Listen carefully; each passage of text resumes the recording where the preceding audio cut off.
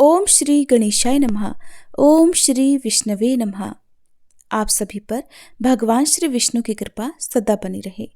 भगवान विष्णु को अत्यंत प्रिय एकादशी व्रतों में आज है फाल्गुन मास के कृष्ण पक्ष की विजया एकादशी।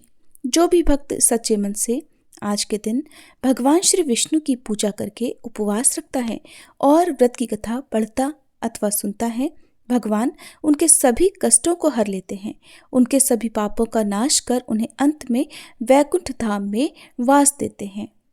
अनेक प्रकार की कुयोनी में पड़े हुए या नरक में गए हुए पितरों का उद्धार भी एकादशी व्रत करने मात्र से ही हो जाता है। इसलिए आज के दिन अपने पितरों के निमित्त भी कुछ दान तर्पण आदि कार्य करने चाहिए।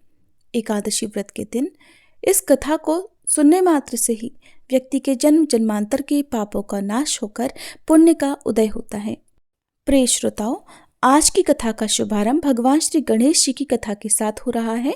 आप सबसे अनुरोध है, कथा को पूरा अवश्य सुनिएगा और सबसे अंत में कथा सुनने के बाद वीडियो को लाइक करके हमारे चैनल को सब्सक्राइब जरूर कीजिएगा, ताकि इसी तरह की कथाएं हमारे चैनल पर आप लगातार सुन सकें। प्रेम से बोलिए विघ्नहर्ता भगवान गणेश की जय। पौराणिक कथा के अनुसार एक समय की बात है, एक गांव में एक भाई बहन रहा करते थे। बहन का नियम था कि वो अपने भाई का चेहरा देखकर ही भोजन किया करती थी। उसका रोज का यही नियम था, जब तक वो अपने भाई का चेहरा ना देखे तब तक वो भोजन नहीं करती थी। इस तरह समय बीतता रहा और उस लड़की का विवाह हो गया। अब भी वो हर रोज सुबह उठकर जल्दी जल्दी अपने घर का काम समाप्त करके अपने भाई का मुंह देखने के लिए उसके घर जाया करती थी। एक दिन रास्ते में जब वो जा रही थी तो पीपल के पेड़ के नीचे उसने गणेश भगवान की एक मूर्ति देखी। तब उसने गणेश भगवान की मूर्ति के सामने हाथ जोड़कर कहा, हे गणपति महाराज, मेरे जैसा अमर सुहाग और मेरे जैसा अमर पीहर सबको दीजिएगा। ऐसा कहकर वो आगे बढ़ गई। जंगल की झाड़ियों के कांटे उसके पैरों में चुभा करते थे। अब उसका हर रोज का नियम था कि वो पीपल के पेड़ के नीचे स्थापित मूर्ति के आगे हाथ जोड़कर ही आगे बढ़ा करती थी। रास्ते में झाड़ियों के कांटे उसके पैर में चुभते थे तो उसके पांव से खून निकलने लगता था। एक दिन जब वो अपने भाई के घर पहुंची तो भाई का मुंह देखकर बैठ गई। तब उसकी भाभी ने उससे पूछा, तुम्हारे पैरों में क्या हो गया है? ये सुनकर उसने भाभी को जवाब दिया कि भाभी, रास्ते में जंगल की झाड़ियों के गिरे हुए कांटे मेरे पांव में चुभ गए हैं। उसकी भाभी ने जब ये बात भाई को बताई तो भाई ने अगले दिन कुल्हाड़ी लेकर रास्ते की सभी झाड़ियों को साफ कर दिया और इस तरह से कांटे भी साफ हो गए। भाई ने कांटों के साथ साथ पीपल के पेड़ के नीचे रखी मूर्ति को भी वहां से हटा दिया था, जिसकी वजह से गणेश भगवान क्रोधित हो गए और इस प्रकार उन्होंने क्रोधित होकर उसके भाई के प्राण हर लिए। उधर लोग जब उसके भाई को अंतिम संस्कार के लिए ले जाने लगे तब उसकी भाभी रोते हुए लोगों से कहने लगी, आप लोग थोड़ी देर रुक जाओ, मेरे पति की बहन आने वाली है और वो अपने भाई का मुंह देखे बिना नहीं रह सकती, उसका यही नियम है।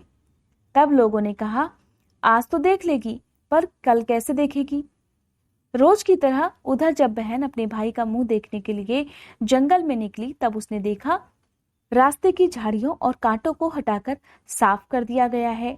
और जब वो हाथ जोड़ने के लिए पीपल के पेड़ के नीचे पहुंची तो उसने देखा कि वहां पर गणेश भगवान की मूर्ति भी नहीं थी। उसे थोड़ी दूर पर गणेश भगवान की मूर्ति पड़ी हुई दिखाई दे गई।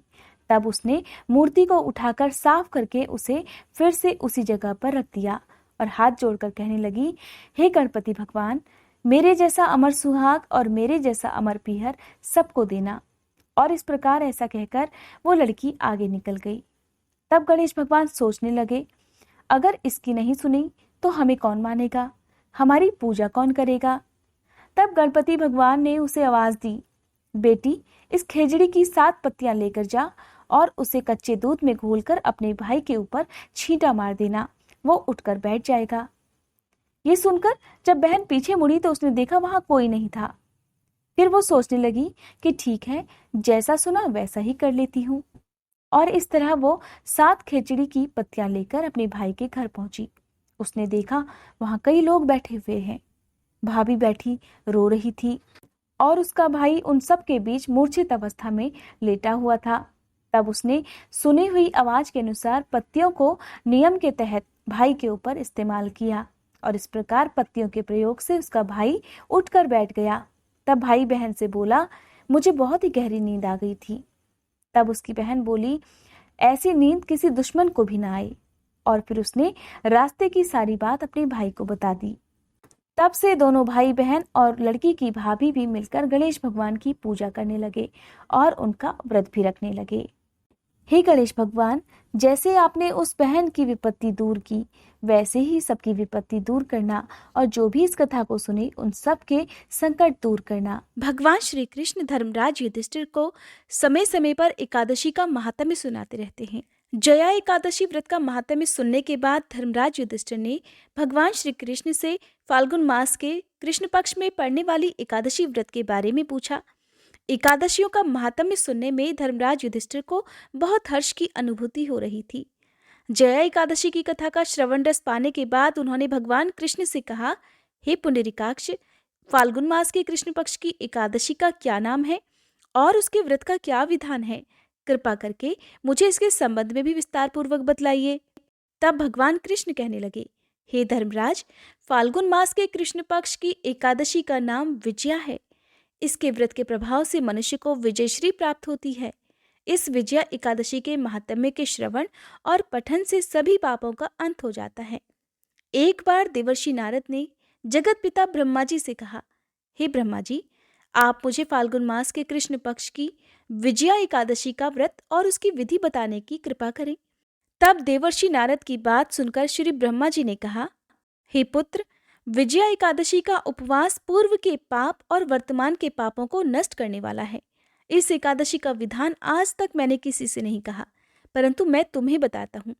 ये उपवास करने वाले सभी मनुष्यों को विजय प्रदान करती है।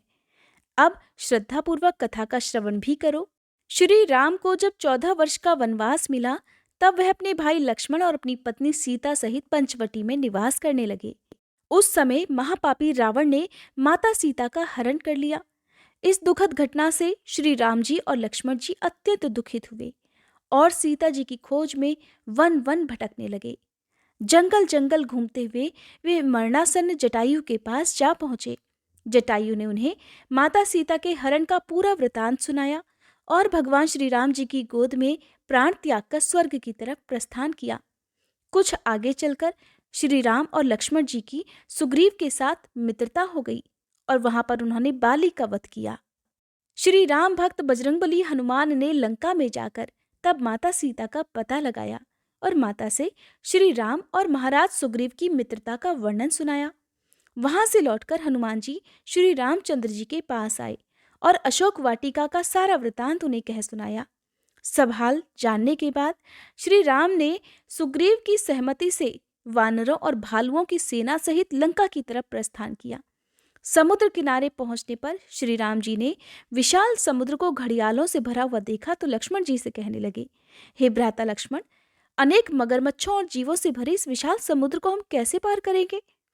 तब प्रभु श्री राम की बात सुनकर लक्ष्मण जी ने कहा, हे भ्राताश्री, आप पुराण पुरुषोत्तम आदि पुरुष हैं और आपसे तो कुछ भी छुपा हुआ नहीं है। यहाँ से आधा योजन दूर कुमारी द्वीप में वक्दालभ्य मुनि का आश्रम है। वे अनेक नाम के ब्रह्माओं के ज्ञाता हैं और वे ही आपकी विजय का उपाय बता सकते हैं। अपने छोटे भाई लक्ष्मण के वचनों को सुनकर श्री राम जी वक्तालभ्य ऋषि के आश्रम में गए और उन्हें प्रणाम कर एक ओर बैठ गए।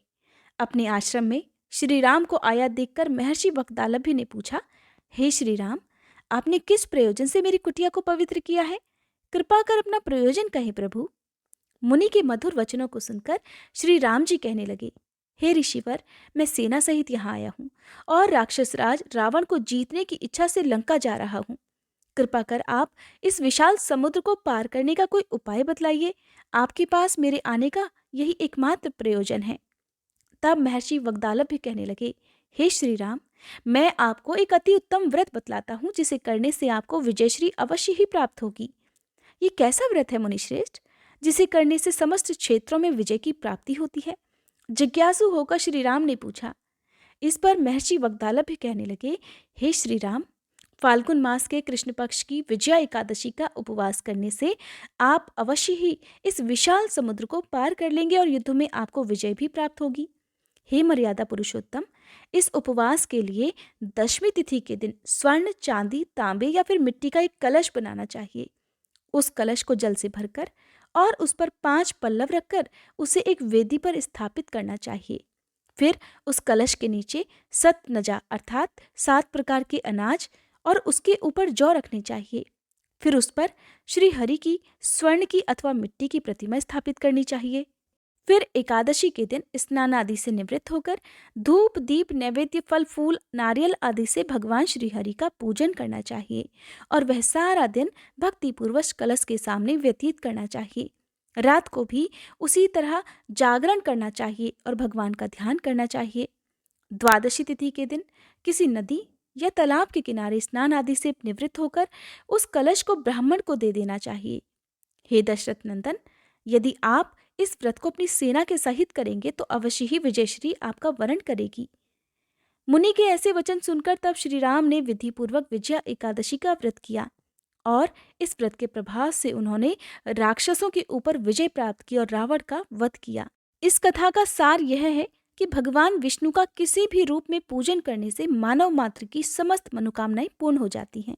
भगवान श्री राम हालांकि स्वयं भगवान विष्णु के ही अवतार थे, फिर भी अपनी लीलाओं के चलते प्राणियों को सन्मार्ग दिखाने के लिए उन्होंने विष्णु भगवान के निमित्त इस व्रत को स्वयं किया था। विजय की इच्छा रखने वाला इस उपवास को करके अनंत फल का भागी बन सकता है और मोक्ष को प्राप्त भी कर सकता है। ये थी विजया एकादशी व्रत की संपूर्ण कथा।